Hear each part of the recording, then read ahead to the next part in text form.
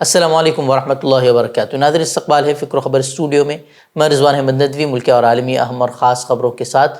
تو ناظرین، اس وقت کئی ساری اہم خبریں ہیں جو آپ کے سامنے رکھنی ہیں، خاص کر غزہ کے تعلق سے وہاں کیا ہو رہا ہے، جنگ بندی کو لے کر کیا اس کے اپڈیٹ ہیں وہ بھی آپ کے سامنے رکھیں گے۔ اس کے ساتھ ہی الیکشن کے دوران جو ای وی ایم میں ڈالے گئے ووٹ تھے اس کے اعداد و شمار میں گڑبڑی کی جو ہے وہ خبریں سامنے آ رہی ہیں، وہ کون سی سیٹیں ہیں وہ آپ کے سامنے رکھیں گے۔ اس کے ساتھ جو ہے این ڈی اے اتحاد میں ایک اور پارٹی جو ہے وہ ناراض نظر آ رہی ہے، وہ کون سی پارٹی ہے وہ بھی آپ کے سامنے رکھیں گے۔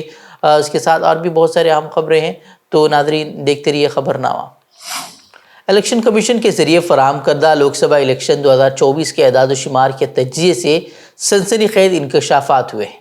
542 پارلیمانی حلقوں میں سے کم 538 سیٹیں ایسی ہیں جن میں ای وی ایم میں ڈالے گئے ووٹوں اور شمار کیے گئے ووٹوں میں فرق ہے۔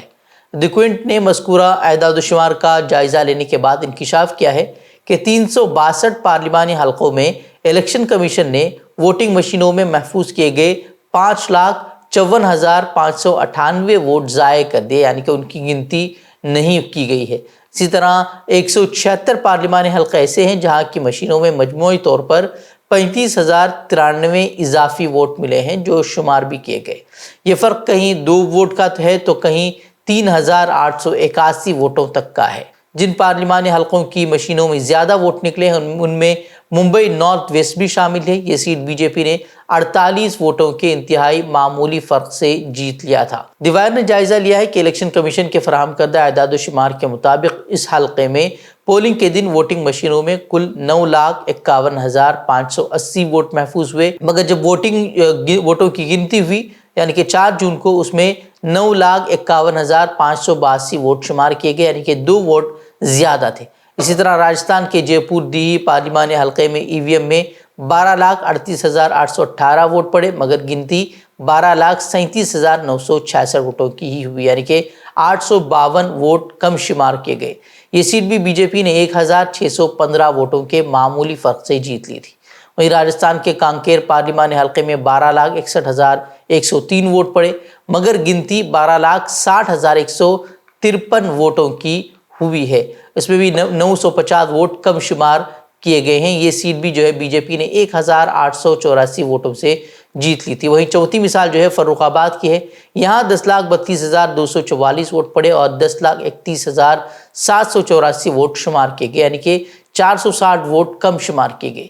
یہ سیٹ بی جے پی نے 2,678 ووٹوں سے جیت لی تھی۔ وہ اس معاملے میں الیکشن کمیشن کی خاموشی پر بھی جو ہے وہ سوال اٹھ رہے ہیں۔ ایسوسی ایشن فار ڈیموکریٹک ریفارمز کے معاون بانی جگدیپ چھوکر کے مطابق الیکشن کمیشن کو چاہیے کہ وہ پارلیمانی حلقے کی سطح پر یہ بتائے کہ یہ فرق آخر کیوں ہوا ہے۔ انہوں نے کہا کہ اب تک الیکشن کمیشن نے محض عمومی وجہ بیان کی ہے، وہ بھی ایکس پوسٹ کے ذریعے۔ انہوں نے کہا کہ اسی وجہ سے فارم 17C کو عام کیا جانا ضروری ہے۔ اتر پردیش کی راجدھانی لکھنؤ میں ایک بار پھر انہدامی کارروائی کی مہم تیز ہو گئی ہے۔ لوک سبھا انتخابات کے دوران یہ مہم روک دی گئی تھی۔ اب ایک بار پھر Lucknow development authority L D A کا بلڈوزر اکبر نگر میں حرکت کرنے لگا ہے، جہاں زیادہ تر باشندے مسلمان ہیں۔ یہ مہم 10 جون کو شروع ہوئی تھی۔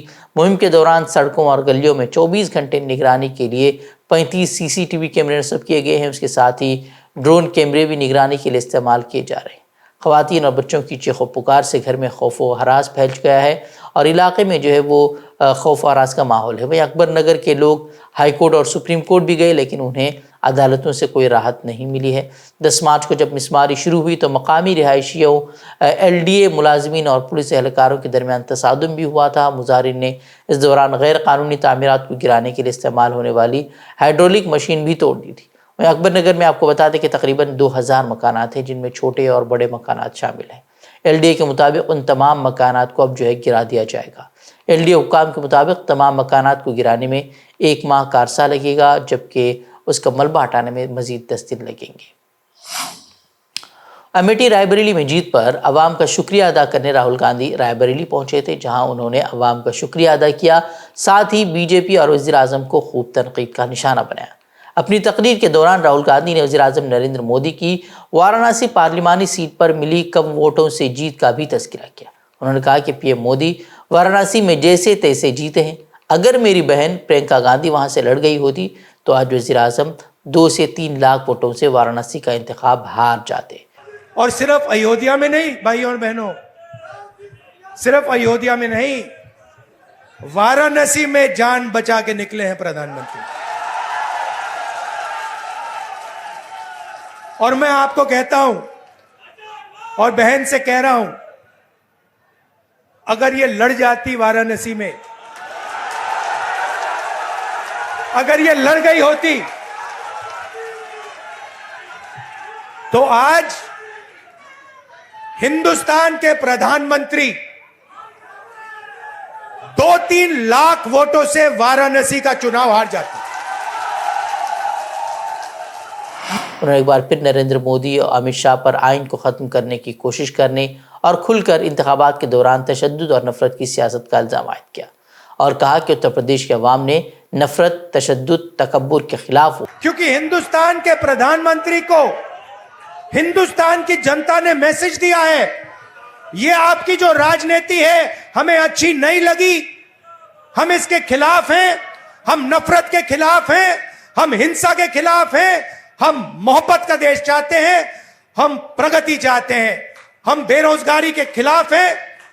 آپ نے 10 سال اس دیش میں بے روزگاری پھیلائی، نفرت پھیلائی، ہنسا پھیلائی، اور ہندوستان کی جنتا نے ہندوستان کے پردھان منتری کو جواب دیا ہے۔ اتر پردیش کے ضلع ہردوئی میں ریت سے بھرا ٹرک الٹ گیا ہے۔ اس حادثے میں ایک ہی خاندان کے 8 افراد کی موت ہو گئی ہے، جبکہ ایک شدید زخمی بتایا جا رہا ہے۔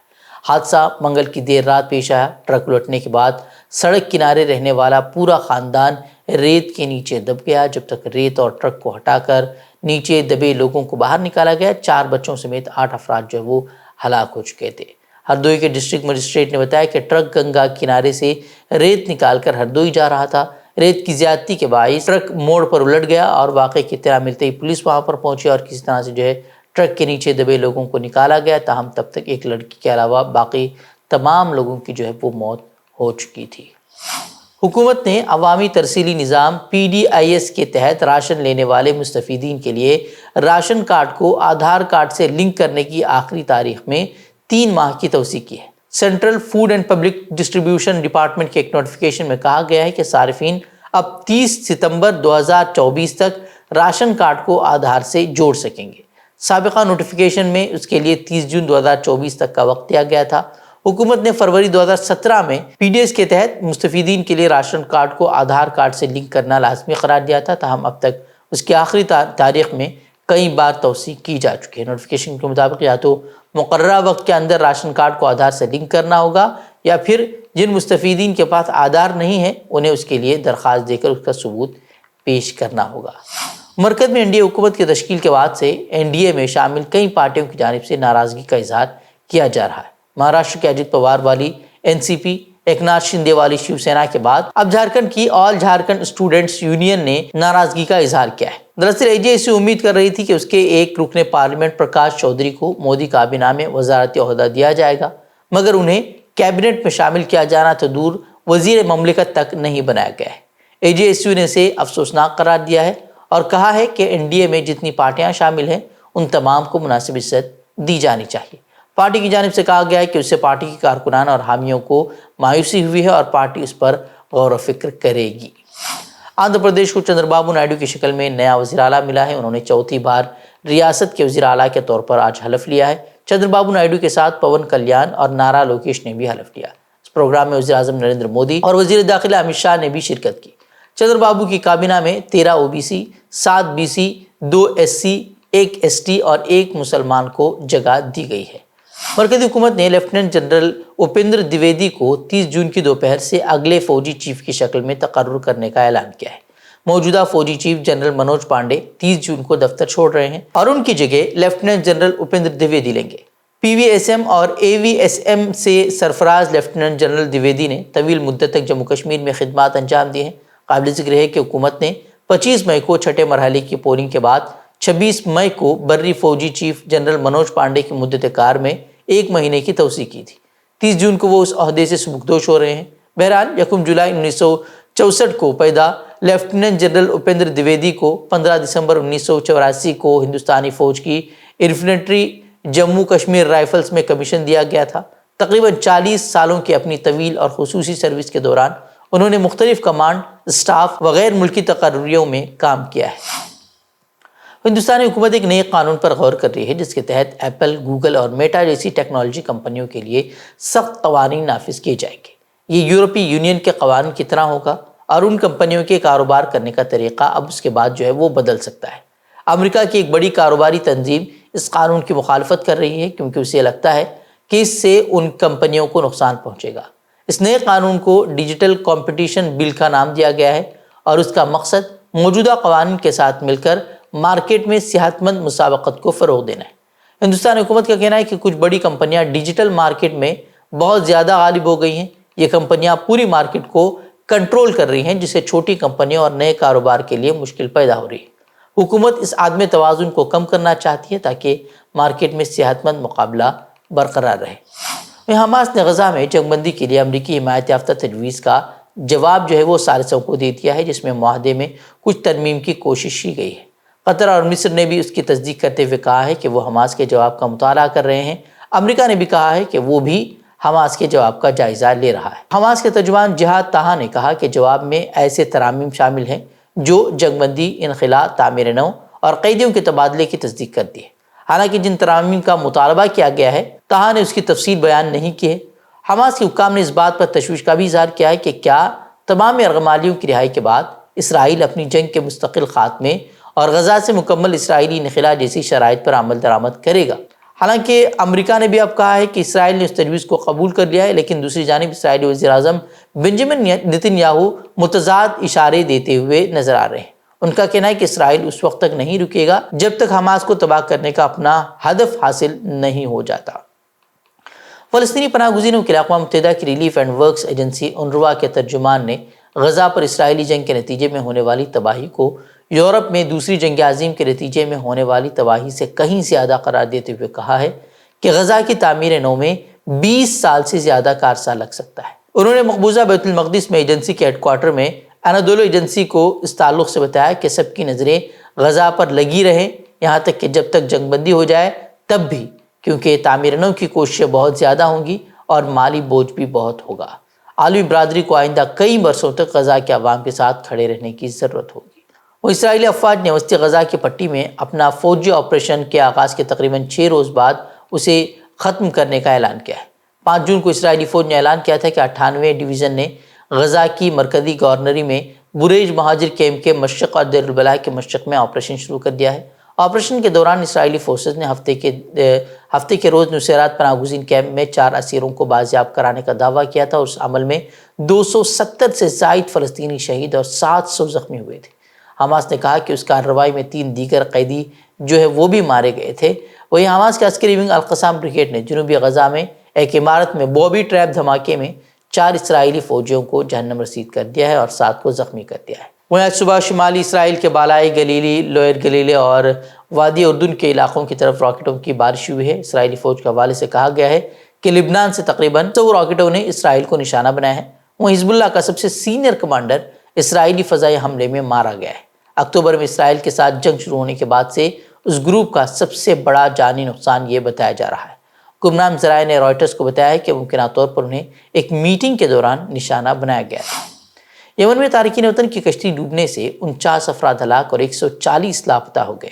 افریقہ سے مہاجرین اور تارکین وطن کو لے جانے والے بحری جہاز میں تقریباً 260 افراد سوار تھے، جن میں سے زیادہ تر ایتھوپیا اور صومالیہ سے تھے۔ یہ افراد صومالیہ کی شمالی ساحل سے 320 کلومیٹر خلیج عدن کے پار یمن پہنچنے کے لیے روانہ ہوئے تھے۔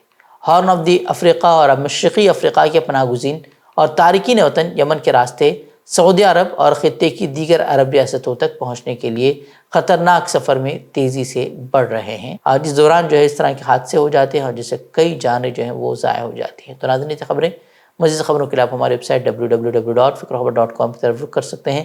ویڈیوز کے لیے ہمارے یوٹیوب چینل کو سبسکرائب کریں۔ تو ناظرین اجازت دیں، السلام علیکم ورحمۃ اللہ وبرکاتہ۔